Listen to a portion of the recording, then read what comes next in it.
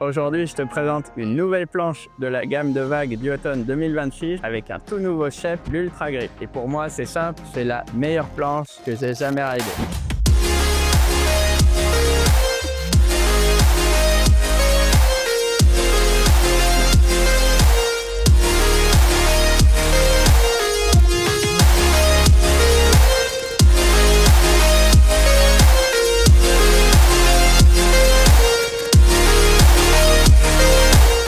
Une board ultra moderne, pensée pour les conditions puissantes, radicales, parfaites, avec du vent side-up. Le windsurf est loin d'être mort et Duotone le prouve avec cette toute nouvelle planche développée pendant plus de 2 ans à travers le monde. Dans cette vidéo, je vais tout te dire sur l'Ultra Grip, le concept, le shape innovant, les différentes constructions, classiques, SLS ou D-Lab, le volume que je te recommande, mes réglages et surtout mes sensations sur l'eau.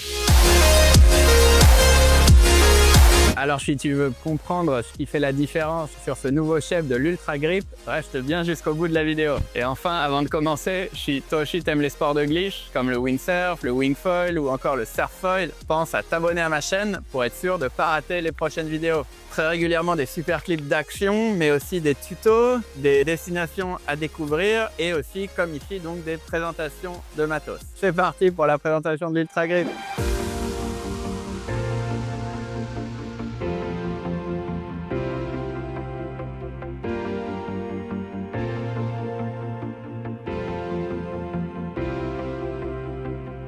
L'Ultra Grip est la planche de vagues radicale de la gamme Duotone 2026. Elle a été conçue pour les vagues plutôt creuses et rapides avec des conditions de vent side-off, les conditions parfaites.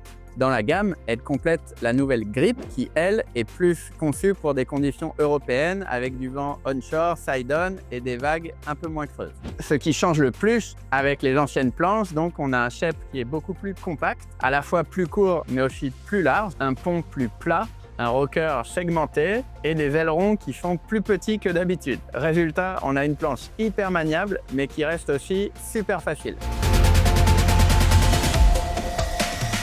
Le développement a été réalisé pendant plus de 2 ans et demi avec les pro-riders du team Victor Fernandez et Liam Dunkerbeck sur tous les meilleurs spots du monde. Mais les responsables du développement chez Duotone ont aussi participé, Marco Lang ou Danny Aeberli qui sont d'anciens pro-riders. Et bien sûr aussi le nouveau shaper Kai Hop, un Hawaïen qui est déjà designer depuis plus de 20 ans des voiles Duotone. L'objectif était clair, une planche super radicale sans toutefois être trop extrême. Une planche qui reste facile à rider même avec un volume un peu plus gros. L'Ultra Grip, elle est proposée en 3 constructions bien différentes. Le super haut de gamme, le top du top, ça va être la construction D-Lab, la planche que j'ai la chance d'utiliser moi. Donc c'est une construction vraiment comme un custom, faite à la main, à la demande. C'est la construction qui utilise les meilleurs matériaux disponibles avec du carbone, de l'inégra et du Kevlar. C'est la plus légère et la plus solide même de la gamme. Celle qui va être le plus nerveuse sous les pieds. Il y a 3 couleurs personnalisables et on peut même choisir de l'utiliser en tri-fine. La construction SLS, donc toujours du super haut de gamme, à peine plus lourde que la D-Lab, elle fait juste 300 grammes de plus. À la main, on sent quasiment pas la différence. C'est aussi bien sûr une construction carbone, mais il n'y a pas d'inégra qui est remplacé par du S-Glass. Et la construction SLS, elle reste plus solide et plus légère que la majorité des planches du marché. On a enfin une construction classique, donc en PVC et bois, pour un super rapport poids-solidité. C'est évidemment la construction qui reste la plus accessible en prix et c'est une construction qui, pour moi, suffira largement pour, on va dire, au moins 80% des riders.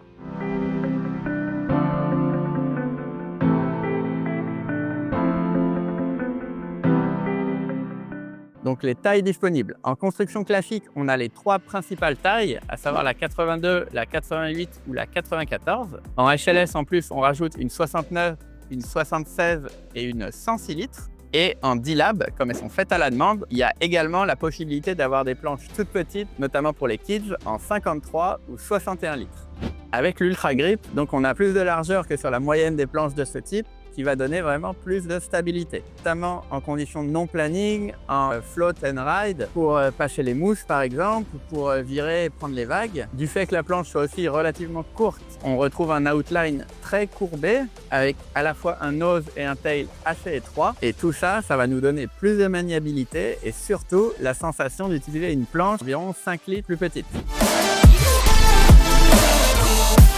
Il y a une toute nouvelle ligne de rocker que Duotone a appelé le rocker segmenté. Donc ça va pas être un rocker progressif comme on retrouve sur beaucoup de planches, mais 3 parties bien distinctes avec une première partie qui va aller des straps jusqu'au nose pour faciliter l'engagement au bottom. Ensuite, on retrouve un rocker haché plat entre les straps pour un super départ planning et encore une fois de la stabilité. Et à partir du strap arrière à peu près, on retrouve un rocker qui va être très vif, très prononcé, ce qu'on appelle un kicktail, donc pour vraiment bien tourner sur le pied arrière notamment dans les top turns. Et donc ce design va faciliter à la fois les appuis pied avant au bottom turn et l'appui pied arrière au top turn pour vraiment fermer ses courbes et faire un maximum de stretch.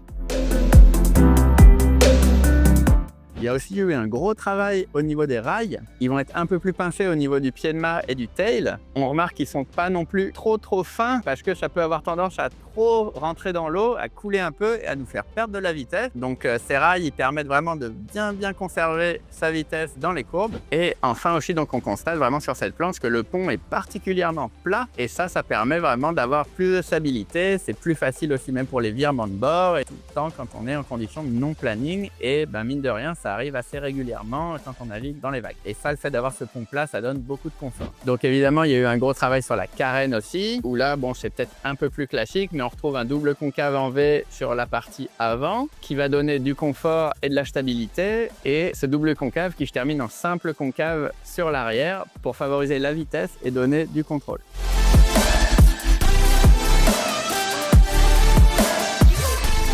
Comme j'y vais tout à l'heure aussi, il y a eu des grosses innovations au niveau des ailerons, à la fois en termes de design, mais aussi en termes de construction. Là maintenant, les ailerons sont tous en G10, un matériau qui est beaucoup plus costaud que des ailerons en fibre ou même en carbone qu'on avait pu retrouver sur d'autres générations de planches. Avec ce nouveau shape et les nouveaux rails notamment, ça a permis d'utiliser des ailerons plus petits. Là par exemple, sur la 89 litres, c'est livré avec des 14 à l'arrière et des 8 à l'avant, alors que l'année dernière, on avait des 14,5 et des 9,5. Ces petits ailerons, ça favorise aussi énormément le surf, mais grâce au rail et au shape général de la planche, elle garde un comportement très sain en ligne droite et en départ planning.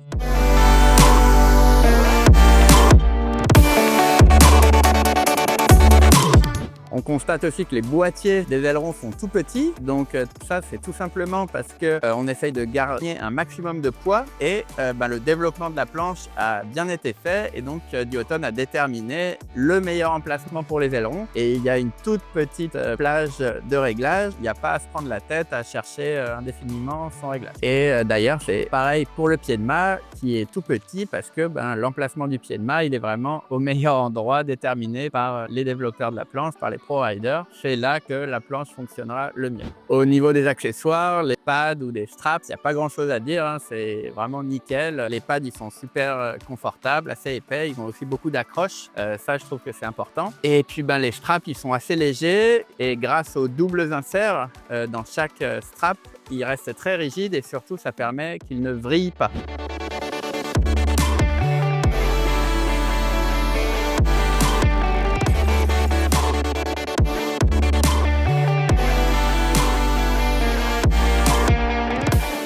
Dès la première session, j'ai senti une vraie révolution par rapport à mes anciennes Grip 4. J'ai tout de suite eu l'impression de mieux surfer avec cette Ultra Grip 82, même par rapport à mon ancienne Grip 4 76 litres. Avec une planche plus grosse, je me trouvais plus radical et c'était plus facile de fermer mes courbes. Dans le même temps, j'avais plus de stabilité dans le petit temps, même par rapport à l'année dernière, j'avais aussi la 82 litres Grip 4 et avec celle-là qui est un peu plus large, donc j'ai plus de stabilité, plus de facilité en non-planning. Le départ au planning, ça m'a pas choqué par rapport à l'année dernière. Pour moi, c'est pareil, c'est une planche qui part très vite au planning. J'ai trouvé le rocker super équilibré et encore une fois, ce qui va apporter de la stabilité en plus de la largeur, c'est aussi le pont très plat qui nous donne une impression de stabilité plus importante que sur les planches que j'avais l'habitude d'utiliser avant. Le volume est un peu plus reculé, on a un peu moins de volume à l'avant donc du fait que la planche aussi soit courte. Donc ça au début j'ai dû m'adapter un peu, j'ai reculé un peu mon pied de mât, mais je pense que ça permet vraiment de planter le rail au bottom. À aucun moment on a cette sensation de la planche qui rebondit comme ça va nous faire accélérer. Et le fait d'avoir donc peut-être un poil plus de volume sur l'arrière, ça va nous permettre de garder beaucoup de contrôle à la fin du bottom quand on commence à remonter dans la partie creuse de la vague. Et c'est là aussi que le tail kick va permettre vraiment de fermer ses courbes, de faire plus facilement du spray sans trop avoir à forcer tout en gardant du contrôle. Donc, pour les réglages, moi j'ai eu l'occasion donc un peu de jouer avec, de tout essayer. Pour mon gabarit et mon style de navigation, je me sentais plus à l'aise avec les straps tout reculés. Arrière, faut savoir aussi, ça j'en ai pas encore parlé, que sur les Ultra Grip par rapport au grip de l'année dernière, le stance, l'écartement entre les straps est beaucoup plus important. Ça aussi, je trouve ça génial. Ça permet d'avoir les jambes plus écartées, d'être plus fléchies et de pouvoir plus facilement basculer son poids pied avant, pied arrière. Et j'ai les ailerons, on va dire au milieu, 3/4 avant du boîtier. Plus on avance les ailerons, plus la planche est joueuse, plus on les recule, plus on a de contrôle. Et bon, ça, je pense que c'est assez personnel comme réglage. Moi, j'aime bien quand ça tourne à fond.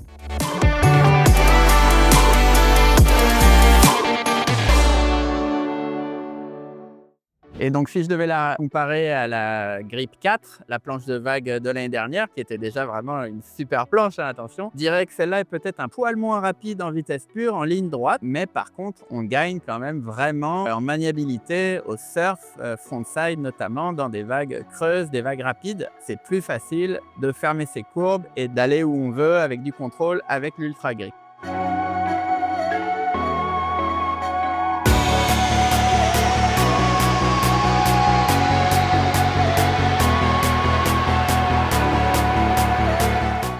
L'Ultra Grip, elle va s'adresser aux riders déjà expérimentés avec un assez bon niveau. C'est une planche qui va vraiment parfaitement te convenir si tu as l'habitude de naviguer dans des vagues un peu plus puissantes, des vagues creuses avec souvent du vent side, du vent side off. Si tu cherches vraiment les meilleures conditions possibles, c'est la planche qui est développée pour ça.